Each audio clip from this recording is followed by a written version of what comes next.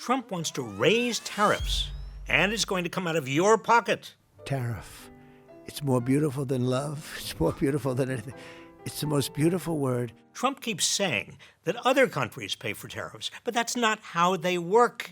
Tariffs are effectively taxes on imported products, which we ultimately pay. Say there's a 60% tariff on Chinese imports. When Walmart imports Mr. Coffee machines from China, which is where they're made, who pays the tariff? Not China. Walmart pays the United States government. For example, if Walmart buys a coffee machine for $20, the 60% tariff means they'll pay an extra $12 in taxes, bringing their total cost to $32 per machine. And if Walmart is paying 60% more, do you think they will cut into their profit margin and absorb that cost? Of course not. They'll pass it on to you. In fact, Walmart's CFO has already said it expects to raise prices in response to Trump's tariffs in order to protect its profits. Now, targeted tariffs can be used to protect industries critical to national security. This is what the Biden administration did when it levied tariffs on Chinese electric vehicles, solar panels, computer chips, and batteries, after making massive investments in these technologies domestically. But Trump has proposed across-the-board tariffs on almost all imports, particularly from our biggest trading partners. He claims this will help boost American manufacturing and spur job growth, but tariffs alone don't result in new production capacity or more jobs. Plus, American manufacturers import a lot of raw materials for products they make, so their prices would go up too. While Americans would pay more for imported goods due to tariffs, countries that export the products are also affected. China's government might retaliate with tariffs of its own on American-made products.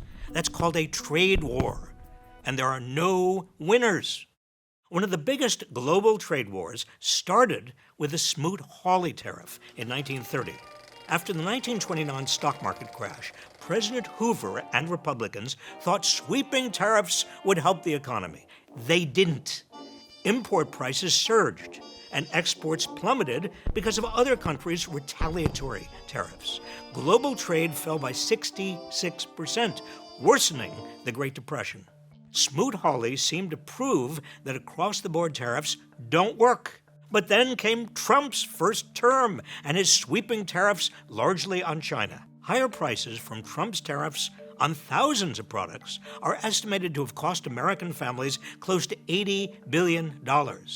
And this cost took a larger chunk out of the incomes of poorer families than richer ones. That's because tariffs are regressive, meaning they take a higher percentage out of the paychecks of working people than out of the paychecks of the wealthy. If you make $50,000 a year, the cost of a coffee maker going up due to tariffs impacts you more than someone making $1 million a year, who can better afford the price increase. Following Trump's move, China retaliated with its own tariffs on American exports, which led China to import less from the United States. In the U.S. agriculture industry alone, this resulted in a $27 billion loss in exports from mid-2018 to the end of 2019.